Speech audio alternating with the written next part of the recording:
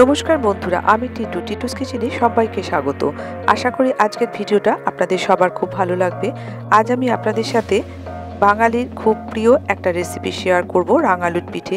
এভাবে যদি আপনারা রাঙালুর পিঠেটা তৈরি করেন তাহলেও আপনাদেরটা একদম ভেঙে যাবে না, এরকম নরম হবে আর ঠিক গোটাও থাকবে। যদি আজকের ভিডিওটা আপনাদের ভালো লাগে তাহলে একটা লাইক, শেয়ার ও চ্যানেলটি সাবস্ক্রাইব করে পাশে থাকা বেল আইকনটি প্রেস করে দিন। যখনই কোনো নতুন ভিডিও আপলোড করব তার ইনস্ট্যান্ট নোটিফিকেশন সবার আগে আপনার কাছে পৌঁছবে। তাহলে আসুন দেখে নেওয়া যাক আজকের রেসিপি রাঙালুর পিঠে। রাঙালুর পিঠে করতে প্রথমেই আমি ওভেনে একটা কড়া বসিয়ে দিয়েছি, তার ভেতরে দেব অল্প একটু জল। এর ভেতর দিয়ে দেব আমি পাটালি গুড়, নতুন বা খেজুর গুড়ের পাটালি দিয়ে দিয়েছি। এটাকে একটু গলা অবধি ওয়েট করব। এখানে আমি 250 গ্রাম খোয়া নিচ্ছি পুরটা করার জন্য। গুড়টা একটু গলে গেলেই আমি এর ভেতরে এই খোয়াটা দিয়ে দেবো। আপনারা চাইলে এখানে নারকেল আর গুড় দিয়েও কিন্তু পুরটা করতে পারেন, তবে খোয়া দিয়ে করলে খেতে বেশি ভালো লাগে, সেই জন্য আমি পুরটা খোয়া দিয়ে তৈরি করছি। এইভাবে নেড়ে চেড়ে পুরটা রেডি করব। দেখুন প্রায় হয়ে এসেছে। এর ভেতর দুটো ছোট এলাচকে আমি গুঁড়িয়ে দিয়ে দিলাম গন্ধ হওয়ার জন্যে। আমার ইনস্টাগ্রাম আইডি স্ট্রিটও আপনাকে ইনস্টাগ্রামেও ফলো করতে পারেন। খুব বেশি শুকোবো না, তাহলে কিন্তু একদম শক্ত হয়ে যাবে। এইসব নাড়াচাড়া করতে করতে কিন্তু খোয়াটাও গলে যাবে। পুরটা রেডি হয়ে গেছে। একটা পাত্রে আমি এটাকে ঢেলে ঠান্ডা করে নেব, তারপরে নেক্সট স্টেপে যাব। এবার ওভেনে একটা প্যান বসিয়ে দিয়ে দিয়েছি সুগার সিরাপ করার জন্যে। এর ভেতর 2 কাপ চিনি দিয়ে দিলাম আর 2 কাপ জল দেবো। প্রথমে চিনিটা গলা অবধি ওয়েট করতে হবে। চিনিটা গলে গেছে। চিনিটা গলে যাওয়ার পরেও আমি 6 থেকে 7 মিনিটের জন্য ফুটিয়ে নিয়েছি। সুগার সিরাপটা রেডি করে নিয়েছি। সুগার সিরাপটা কিন্তু কোনো একতার দুতার হবে না, একটুখানি চিটচিটে হলেই নামিয়ে নিতে হবে। দুটো ছোট এলাচ দিয়ে দিলাম ফ্লেভারটা সুন্দর হওয়ার জন্য সুগার সিরাপের। হাত দিয়ে দেখে নেবো, একটু চটচটে ভাব হলেই নামিয়ে দেবো। আমি এটাকে 7 মিনিটের জন্য ফুটিয়ে নিয়েছি। ঢাকা দিয়ে রেখে দিচ্ছি। নেক্সট স্টেপে যাব। এবারে আমি এখানে কুকারের ভেতর খুব অল্প জল দিয়ে 700 গ্রাম রাঙালু বা সুইট পটেটো নিয়েছি, সেগুলোকে একটা সিটি দিয়েছি, সেদ্ধ হয়ে গেছে। দেখুন খুব বেশি জলে সেদ্ধ করলে কিন্তু ভেতরে জল ঢুকে আর খুব নরম হয়ে যায়, সেক্ষেত্রে পিঠেটা গড়তে অসুবিধে হয়। সেই জন্য আপনাদের বারবার বলছি খুব অল্প জলে এটাকে সেদ্ধ করবেন। এবার আমি এই খোসাগুলো ছাড়িয়ে নিচ্ছি। এভাবে টানলেই কিন্তু খোসাগুলো উঠে আসবে। এভাবে সমস্ত রাঙালুর খোসাগুলো আগে আমি ছাড়িয়ে নেব। রাঙালুর খোসাগুলো ছাড়ানো হয়ে গেছে দেখুন। এবার একটা স্প্যাটুলার সাহায্যে বা একটা কোনো স্ম্যাশারের সাহায্যে এটাকে ম্যাশ করে নিতে হবে। যেহেতু খুব সুন্দর সেদ্ধ হয়েছে, এটা দিয়ে করতে কোনো অসুবিধে হচ্ছে না। হালকা চাপ দিলেই কিন্তু এগুলো ম্যাশ হয়ে যাচ্ছে। রাঙালুগুলো আমি কিন্তু একদম স্মুথ করে নিয়েছি। যদি কোনো গোটা থাকে হাত দিয়ে এভাবে টিপে টিপে সেগুলোকে কিন্তু মেখে নিতে হবে। এর ভেতর প্রথম দিচ্ছি 4 টিস্পুন ময়দা আর 4 টিস্পুন চালের গুঁড়ো। চালের গুঁড়োটার জন্য মুচমুচে ভাব হবে। আর 1 টিস্পুন ঘি দিলাম, দিয়ে ভালো করে মেখে নেব। ময়দা বেশি দিলে কি হবে, শক্ত হয়ে যাবে রাঙালুর পিঠে।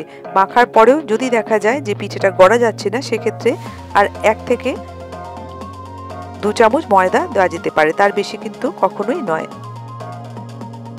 ভালো করে মেখে নিচ্ছি। দেখুন ডোটা কিন্তু রেডি হয়ে গেছে। এদিকে কিন্তু আমার ফিলিংটাও ঠান্ডা হয়ে গেছে ক্ষীরে। হাতে একটু ঘি মাখিয়ে নেব পিঠেটা গড়ার জন্যে। এখান থেকে বেশ খানিকটা করে রাঙালুর যে ডোটা রেডি করে রেখেছি সেখান থেকে নিয়ে নিলাম। আমি একটু বড় সাইজেরই করছি, আপনারা আপনাদের পছন্দ অনুযায়ী করবেন। প্রথমে একটা বাটির শেপ নিচ্ছি। দেখুন এইভাবে, যেহেতু মাখার রাঙালুর ডোটা খুব সুন্দর হয়েছে, করতে কোনো অসুবিধে হলো না। ভেতরে কিন্তু ক্ষীরের পুরটা দিয়ে দিলাম। এবারে আমি দুদিকে দুটো কিশমিশ দিয়ে দেবো। এই কিশমিশটা আমি দিয়েছি, আপনারা চাইলে অন্য কোনো ড্রাই ফ্রুটস ইউজ করতে পারেন। এভাবে মুখটা আটকে দিলাম, তারপরে একটু রাউন্ড করে নেবো যাতে খুলে না যায় ভাজার সময়। দেখুন একদম পিঠের মতো ঠিক গড়ে নিয়েছি। আমি আর একটা দেখিয়ে দিচ্ছি। আবারও বেশ খানিকটা রাঙালুর ডো নিয়ে নিলাম, নিয়ে গোল করে চ্যাপটা করে নিলাম, বাটির আকারে ঠিক করে নেবো, যেরকম আমরা আর কি পিঠে তৈরি করি। সাইডটা পাতলা হবে, মাঝখানটা কিন্তু একটু মোটা রাখবো। আবারও ক্ষীরের পুরটা দিয়ে দিলাম ভেতরে, দুদিকে দুটো কিশমিশ দিয়ে দিচ্ছি, দিয়ে এইভাবে টিপে টিপে মুখটা আটকে দেবো, দিয়ে হাত দিয়ে একটু গোল করে নেব যাতে খুলে না যায়। এরকমভাবে করে নিতে হবে। এইভাবে সব রাঙালুগুলোই আমি কিন্তু পিঠেগুলো তৈরি করে নেব। খেয়াল রাখতে হবে যাতে মুখটা খুলে না যায়। পিঠেগুলো আমি গড়ে নিয়েছি অর্ধেক, এগুলোকে আগে ভেজে নেব। ওভেনে আগে থেকে একটা কড়াই বেশ খানিকটা কুকিং অয়েল দিয়ে দিয়েছি, গরম করে নিয়েছি হাই ফ্লেমে। এবার এর ভেতরে একটু ঘি দিয়ে দিচ্ছি 2 টিস্পুন, যাতে খেতে বেশ ভালো লাগে। আপনারা চাইলে পুরোটা কিন্তু ঘিও ভাজতে পারেন। হাই ফ্লেমে তেলটা গরম করে নিতে হবে, নিয়ে মিডিয়াম ফ্লেমে এই পিঠেগুলো কিন্তু ভাজতে হবে। প্রথমে আমি কড়ার চারপাশটা একটু তেল দিয়ে দিলাম যাতে আটকে না যায়। এবারে প্রথমে একটা আমি পিঠে দেব, দিয়ে কিন্তু উল্টোবো না। ওপরে দেখুন তেলটা কিন্তু এইভাবে স্প্রেড করে দিতে হবে। একসাথে প্রথমে অনেকগুলো দিলে যেটা হয়, তেলটা প্রসেসন না হওয়ার জন্য অনেক সময় গায়ে গায়ে লেগে যায়, সেই জন্য প্রথমে একটা দিয়ে আগে দেখে নিতে হবে। উল্টে পাল্টে ভেজে নেব।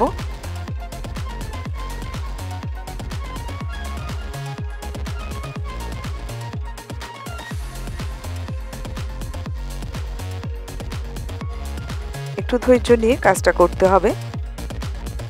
প্রথমটা ভাজতে একটু সময় লাগে, তারপরে এগুলো কিন্তু দেখবেন চটপট করে হয়ে যাচ্ছে। তবে ফ্লেম কখনোই হাইতে রাখবেন না, লো টু মিডিয়ামের মধ্যে রাখবেন, তাহলে কিন্তু ভেতরটা কাঁচা থাকবে, উপরটা রং এসে যাবে চট করে।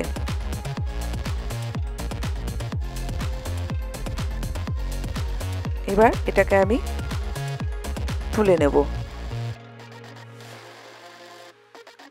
ডিপ ব্রাউন হয়ে গেছে কালারটা, তেল ঝরিয়ে এটাকে আমি একটা ডিশে তুলে নিচ্ছি।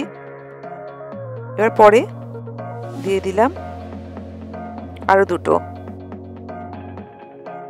একইভাবে এগুলোকেও আমি ভেজে নেব। প্রথমে কিন্তু উল্টোচ্ছি না, দেখুন এক পিঠটা একটু হয়ে গেলে একদিকেরটা, তারপরে কিন্তু হালকা করে এটাকে উল্টে দেব।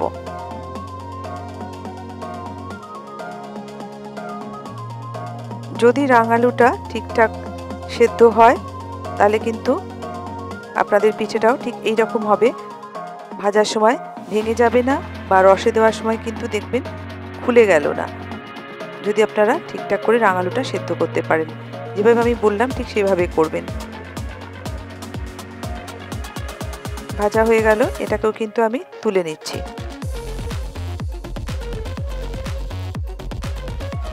এবার নেক্সট দিয়ে দিচ্ছি।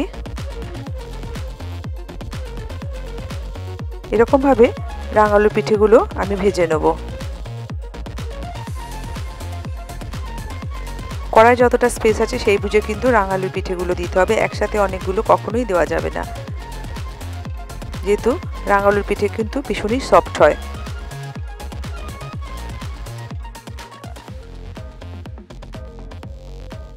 এই ব্যাচটাও প্রায় রেডি হয়ে গেছে, এগুলোকেও আমি তেল থেকে তেল ঝরিয়ে তুলে নিচ্ছি। এবার এগুলোকে আমি সুগার সিরাপে ডিপ করব। দেখুন এগুলো এরমভাবে সবগুলো রেডি করে নিয়েছি। এদিকে সুগার সিরাপটাও কিন্তু ঠান্ডা হয়ে গেছিলো, আমি হালকা একটু গরম করে নিয়েছি।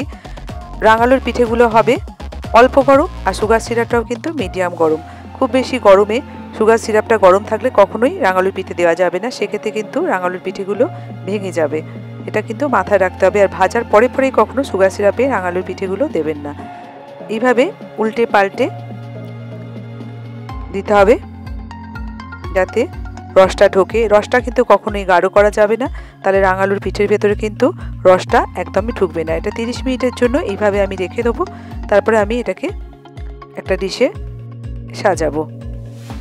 দেখুন 30 মিনিট হয়ে গেছে, আমি রস থেকে তুলে নিয়েছি, দিয়ে একটা প্লেটে দিচ্ছি, সার্ভ করছি এটা। আর আপনাদের আমি দেখাবো এটা কতটা সফট হয়েছে। দেখুন, দেখেই বুঝতে পাচ্ছেন যে কতটা নরম হয়েছে, আর একটাও কিন্তু ভেঙে যায়নি। আপনারাও এইভাবে বাড়িতে একবার ট্রাই করুন। আজকের রেসিপিটা আপনাদের কেমন লাগলো আপনারা আমাকে কমেন্টে জানান। যদি আজকের রেসিপিটা আপনাদের ভালো লাগে তবে একটা লাইক, শেয়ার ও চ্যানেলটি সাবস্ক্রাইব করে পাশে থাকা বেল আইকনটি প্রেস করে দিন। যখনই কোনো নতুন ভিডিও আপলোড করব তার ইনস্ট্যান্ট নোটিফিকেশন সবার আগে আপনার কাছে পৌঁছবে। ভালো থাকবেন, সুস্থ থাকবেন।